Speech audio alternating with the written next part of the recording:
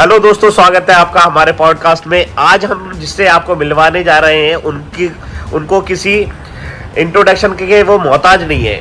उन्होंने इस समय सरप्लस की दुनिया में एक अच्छा अपना नाम कमा लिया है। उनका सामान ऑल ओवर इंडिया चलता है, बढ़िया क्वालिटी की वो चीज़ें प्रोवाइड करते हैं और हर चीज़ की वैरायटी उनके पास मिलती है। तो आइए हम मिलवाते हैं मिस्टर रोहित जी से। तो रोहित जी, बहुत बहुत बधाई हो कि इस समय आपने सरप्लस की दुनिया में अपना नाम कमा लिया है। तो हम ये जानना चाहते हैं कि आपने इस बिजनेस को किस तरीके से स्टार्ट किया और फ्यूचर में आपकी प्लानिंग कैसी रही।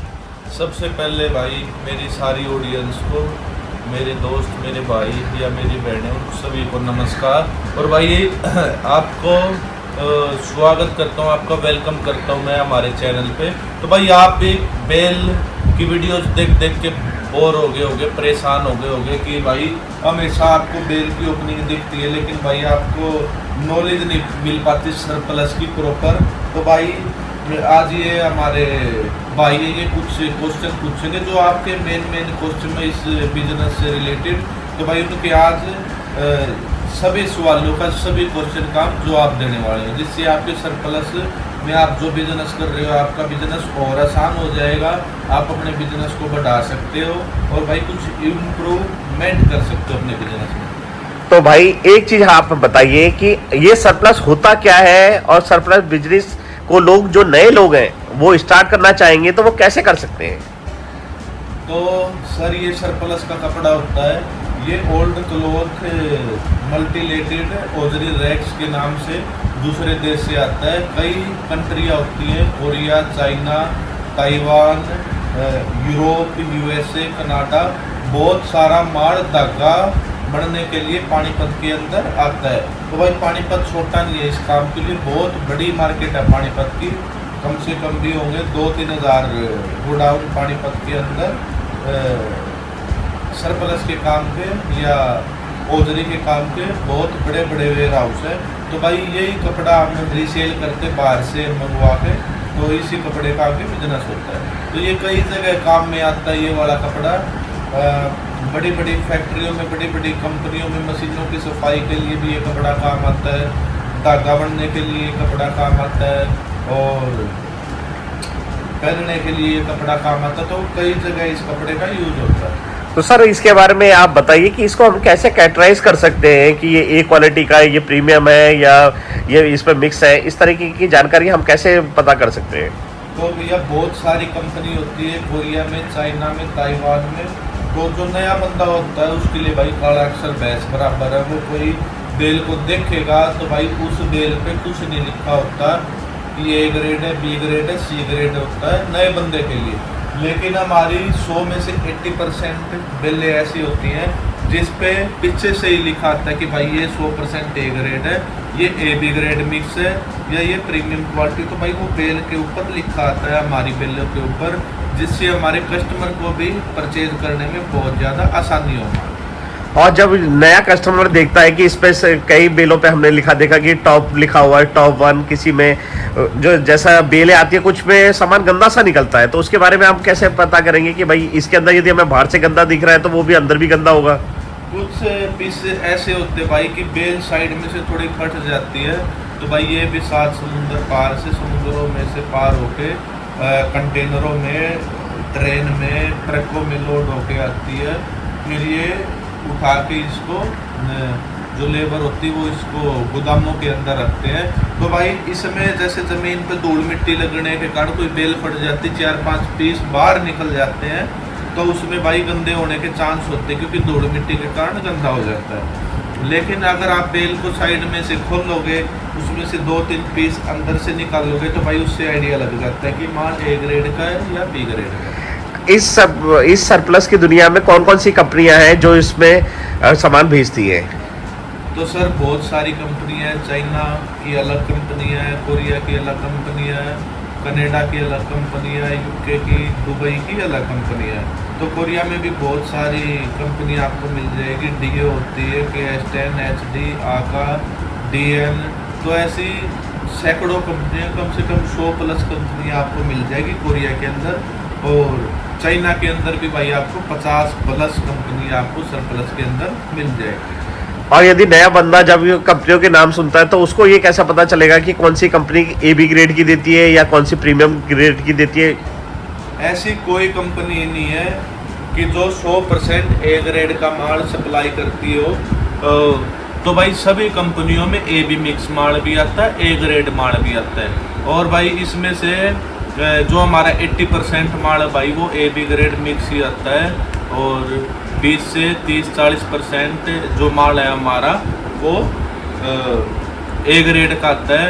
अगर मैं पूरे पानीपत की बात करूँ तो भाई बहुत तो 2-3% माल ही पूरा ए ग्रेड का आता होगा, नहीं तो बहुत बड़े बड़े गोडाउन है जिनमें से स्वेटर निकाल के या उजरी निकाल के या गारबेज या कुछ भी निकाल के उनका धागा बनने के लिए वापस जाता है। तो 2-3% माल ही ऐसा होगा जो प्रॉपर ए ग्रेड का आता है। अगर भाई 5 कंटेनर ए ग्रेड के माल के बिक रहे हैं तो भाई कम से कम 50 कंटेनर बी ग्रेड के माल के 100 कंटेनर धागा बनने के लिए चले जाते हैं, सॉर्टिंग करके ग्रेडिंग के लिए। तो ये लगा लो जैसे दाल में नमक डालते भाई, नमक के बराबर होता है ए ग्रेड का माल। जैसा कि हम जानते हैं कि इस समय पानीपत से आप ऑल ओवर इंडिया में अपना प्रोडक्ट सेल करते हैं, आपके तो कस्टमर भी अच्छे हैं, तो जो कि आपको रेगुलर टच में रहते हैं। हमने आपकी काफ़ी वीडियोज़ तक देखी है कि भाई कस्टमर भी बोलता है कि आपका माल सबसे प्रीमियम ग्रेड में रहता है। तो आप क्या कहना चाहेंगे अपने कस्टमरों से कि भाई आप पे कैसे बिलीव करें? क्योंकि बहुत कस्टमर होते हैं कि यार उल्टे सीधे कमेंट दे देते हैं, वो बोलते हैं कि भाई किसी को डाउन करने के लिए उल्टे सीधे कमेंट देते हैं, तो ऐसे लोगों के लिए आप क्या कहना चाहेंगे? मैं सबसे पहली बात और सबसे बढ़िया भाई इस बात का कोई इलाज नहीं है, सबसे बड़ी चीज़ यही है, हमारे वेयर हाउस पे आओ, हमारे गोडाउन पे आओ और अपने आप आके भाई देख के सारा माल आप परचेज करो अपनी आँखों से। बस इस चीज़ का सबसे बड़ा सोल्यूशन यही है। अगर आप ज़्यादा दूर से हो, अगर आपका पॉसिबल नहीं है आना, आपको 1-2 बेल सैंपल के लिए मंगवानी, तो आप वो बेल 1-2 बेल हमसे सैंपल के लिए मंगवा सकते हैं।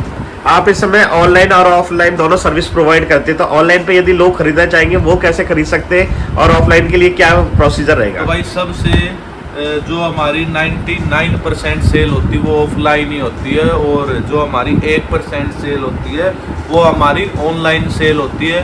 तो भाई हम भी पसंद करते हैं ऑफलाइन चीज़ों को, क्योंकि ऑफलाइन में जो माल बिकता है वो कस्टमर अपनी आंखों के सामने देख के अपना माल खरीद सकता है। ऑनलाइन 1% या 2% ही हमारा माल बिकता होगा। स्टार्टिंग में रेंज ज़्यादा थी ऑनलाइन की, लेकिन अभी ऑफलाइन माल हमारा ज़्यादा बिक रहा है। तो ऑफलाइन हमें भी पसंद आता है, क्योंकि कस्टमर अपनी पसंद के हिसाब से अपनी आंखों से देख के अपनी चीज़ ले सकता है। तो अब हमारा एक लास्ट क्वेश्चन ये रहेगा कि सर जैसे कि आप तो इस दुनिया में इस समय सरप्लस की एक अच्छी पोजीशन पे पहुंच चुके हैं, तो आप जो नया इंसान इस बिजनेस को स्टार्ट करना चाहता है तो उसके लिए क्या प्रोसीजर रहेगा, कैसे वो आगे बढ़ सकता है, उसके लिए आपके थॉट्स क्या रहेंगे? तो भैया अगर मेरे से कोई गाइडेंस चाहिए, अगर मेरी गाइडेंस कोई माने, तो सबसे बड़ी बात ये, नए बंदे में भी भाई कई कैटेगरी होती है। जैसे कि भाई कोई मेरा छोटा भाई 18-19 साल का अगर वो बिजनेस शुरू करना चाहता है अपना, तो वो फुल टाइम इस बिजनेस को कैरी कर सकता है, इसको आगे लेके चल सकता है। लेकिन भाई किसी या कोई अंकल हो गए या कोई भाई 25 साल से लेके 30 साल तक की 35 साल की उम्र है जो यंग है, तो भाई उस पर रिस्पॉन्सिबिलिटी बहुत ज़्यादा होती है। तो वो जॉब छोड़ के अगर इस काम को पकड़ेगा या किसी काम को भी पकड़ेगा, तो भाई एक चांस तो होता है 50-50 का कि आपकी सेल्स की स्किल्स कैसी है, आपका मार्केट कैसा है। तो वो सारा हिसाब किताब देख के, इसलिए सबसे पहले भाई अपना अगर कोई जॉब कर रहा है तो साइड बिजनेस से शुरू करो। अगर किसी की पहले से शॉप है तो भाई 1-2 बेल लेके बाहर हैंगर लगा के सेल का ट्राई करने की सोचो। अगर भाई किसी के पास ज़्यादा पैसा है तो वो होलसेल का काम भी शुरू कर सकता है। और भाई किसी को सबसे भाई ज़्यादा पैसा होता है रिटेल के अंदर, होलसेल के अंदर बहुत कम पैसा होता है। भाई जैसे आपने आपके शहरों में देखे होंगे धर्मशाला लेके या कोई होटल लेके आपकी सेलें लगती है 50 रुपये, 100 रुपये, 150 रुपये की, बहुत सारी वैरायटियाँ लगती है। तो भाई वो काम भी आप स्टार्ट कर सकते हो। तो वो अलग अलग कैटेगरी है। नए बंदे के लिए भाई कोई फाउंडेशन नहीं है, अपना 10-15-20 हज़ार रुपये से इस काम को शुरू कर सकता है। और सर्दियों में ये 10,000 से घट के भाई ये लिमिट 3-4 हज़ार तक भी पहुंच जाती है, क्योंकि अभी एक नई चीज़ की हम शुरुआत करने वाले हैं सर्दियों में, और जो फर्स्ट टाइम कर रहे हैं अभी हम, लेकिन करेंगे पूरे प्रॉपर तरीके से। उससे जो नया काम शुरू करने वाले हैं उन लोगों को, उन भाइयों को बहुत ज़्यादा फ़ायदा होगा, जिनका शोरूम है उनको फ़ायदा होगा, जिनकी दुकान है उनको बहुत ज़्यादा फ़ायदा होगा। तो रोहित जी बहुत बहुत बधाई हो कि आपका चैनल इस समय एक फेमस चैनल बन चुका है जिसको हर लोग प्यार करते हैं, और हम दुआ करते हैं कि आप अपने भविष्य में भी ऐसी उन्नति करें।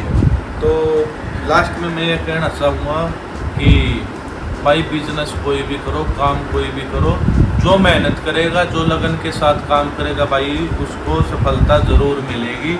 एक दिन में किसी को सफलता नहीं मिलती, तो वही टारगेट मत रखना कि भाई 10 दिन में, जहाँ आप उम्मीदें लेके चलोगे ना कि भाई मैं ये कपड़ा लेके आऊँगा, मैं 100 पीस लेके आऊँगा, 100 पीस तो मैं 2 दिन में बेच दूँगा, तो टारगेट रखना, लेकिन पूरी उम्मीद बनाई मत रखना। क्योंकि अगर आपने 100 पीस की टारगेट की 2 दिन में एवरेज रख दी कि भाई 2 दिन में मैं 100 पीस बेच दूंगा, अगर भाई आपके पीस नहीं बिके वो 2 दिन में 100 पीस, तो भाई आपका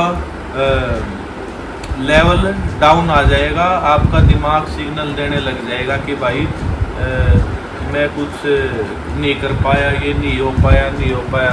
लेकिन अगर आप भाई टारगेट बना लो 100 का, लेकिन भाई बिल्कुल उसी के ऊपर डिपेंड मत हो 100 पीस के भाई 2 दिन में बेचूंगा, कि 100 पीस बेचूंगा मैं, लेकिन अगर 10-20 पीस 20 पीस 50 पीस भी बिके तो भी ये मेरी शुरुआत के लिए बहुत अच्छा है।